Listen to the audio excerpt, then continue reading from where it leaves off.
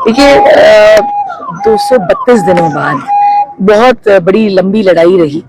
मुझे आज भी याद है वो दिन जिस दिन मेरे को पहला फोन आया था सुबह 8 सितंबर 2025 को।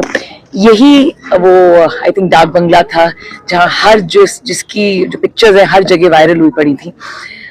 तब मुझे शाम को पता चला था कि महराज जी को कठुआ जेल लेके आ रहे हैं। 9 तारीख को उनकी एज अ लीगल एडवाइजर जो थी, मैंने उनका डॉजी एक्सेप्ट किया था और उस डॉजी को जब मैं बाहर लेके आई थी जेल के बाहर, मैंने एक बाइट दी थी। और आज मैं वो शब्द जो है रिपीट कर सकती हूँ क्योंकि ऑनरेबल हाई कोर्ट ने पीएसए क्वॉश कर दिया।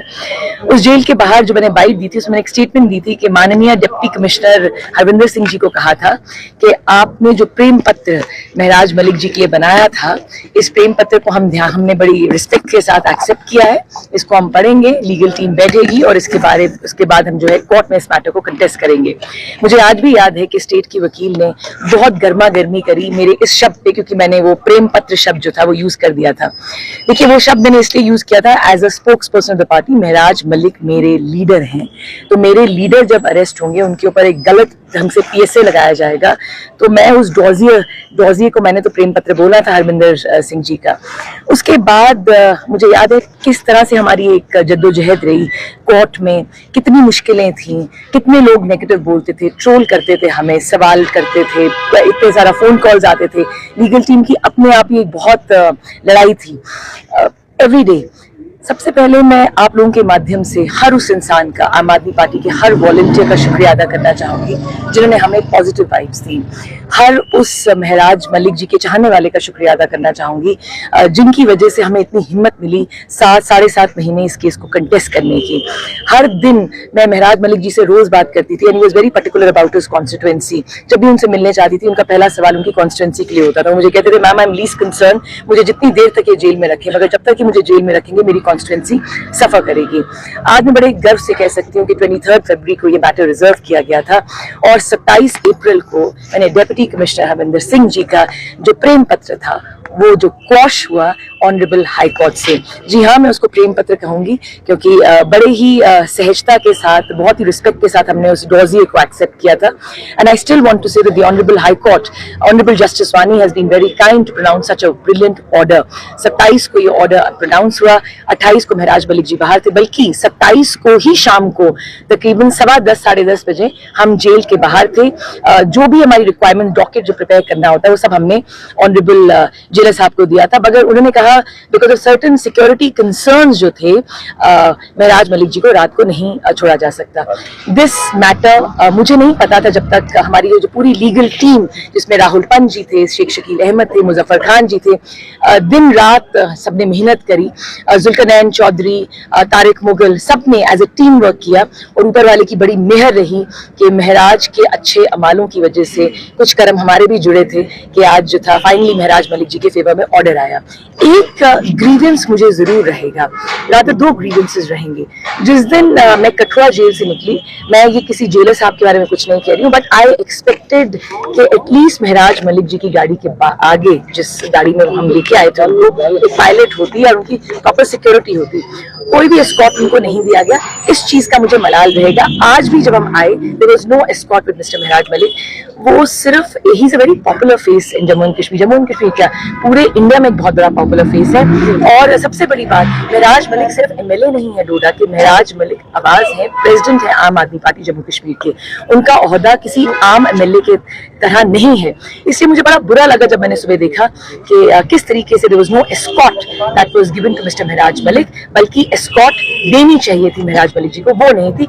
उस चीज से मुझे जरूर ग्रीवेंस रहेगा। 163 अभी महराज मलिक के आने से पहले एडमिनिस्ट्रेशन ने डिक्लेयर किया था, अभी जो जन लाभ देखने को मिला, आम आदमी पार्टी कहाँ देख रही है खुद को, और जो 163 लगाया गया था उसको किस तरह से देखिए? देखिए, सबसे पहले I was not aware of this order. जब मैं आ रही थी जम्मू से तब मुझे किसी ने फोन करके बताया कि इस तरह से ऑर्डर जो है इम्पोज किया गया है। सबसे बड़ी बात जो है ये मैं आप लोगों के माध्यम से लोगों को कहना चाहूंगी, जिस दिन महराज मलिक जी का ऑर्डर प्रोनाउंस हुआ था उस दिन माननीय जज साहब ने बहुत इंपॉर्टेंट स्टेटमेंट दी थी। उन्होंने कहा था the legislature and the bureaucracy has to work together together. Administration को और एमएलए साहब को मिलजुल के काम करना पड़ेगा।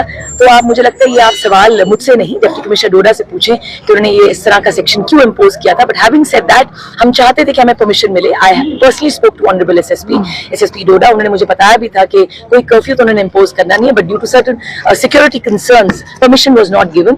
मगर हाँ, अगर परमिशन पहले मिल जाती, हमें सिक्योरिटी प्रोवाइड हो जाती with due reverence to whatever their grievances were. उनके भी अपने लिमिटेशंस थे, एसएसपी साहब के भी, उनके भी कुछ लिमिटेशंस रहेंगे, डिप्टी कमिश्नर साहब के कुछ लिमिटेशंस रहेंगे।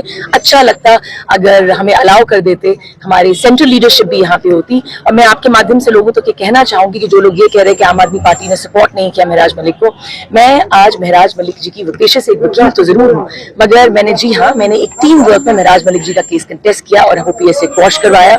मगर उसके साथ साथ मैं आम आदमी पार्टी की प्रवक्ता भी हूँ जम्मू प्रोविंस की। महराज मलिक जी ही मेरा ऑर्डर जो थे वो निकाल के गए थे just before he got arrested under this PSA. उसके तहत मुझे अपना कर्म करना था।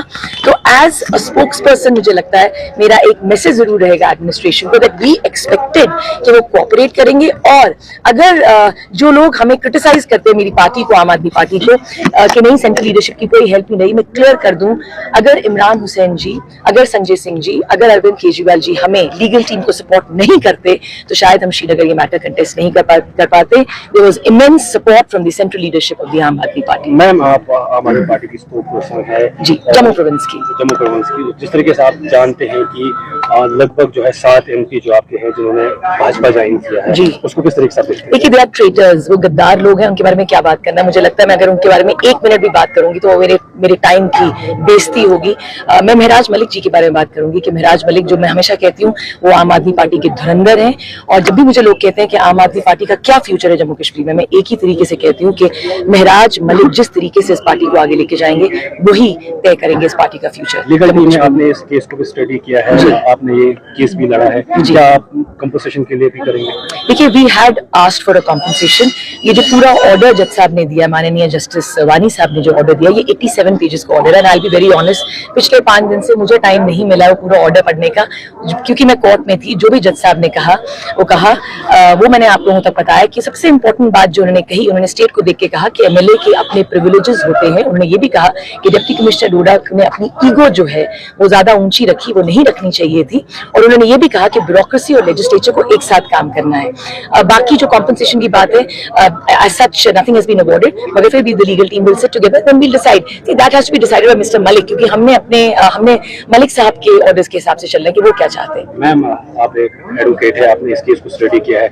जब भी किसी एमएलए पर पीएसए लगाना होता है तो उससे पहले जो है जो स्पीकर होते हैं उनसे जो है परमिशन लेनी पड़ती है। क्या स्पीकर से पीएसए लगाने के लिए? नहीं, मैं आपको क्लियरली बोलती हूँ कि ये सवाल आप मुझसे ना पूछें, ये सवाल आप स्पीकर साहब से पूछें, ये सवाल आप एनसी की सरकार से पूछें कि रेजोल्यूशन में कुछ मिलता या नहीं मिलता, बात की बात थी। They could have at least moved the resolution, ये तो वो कर ही सकते थे।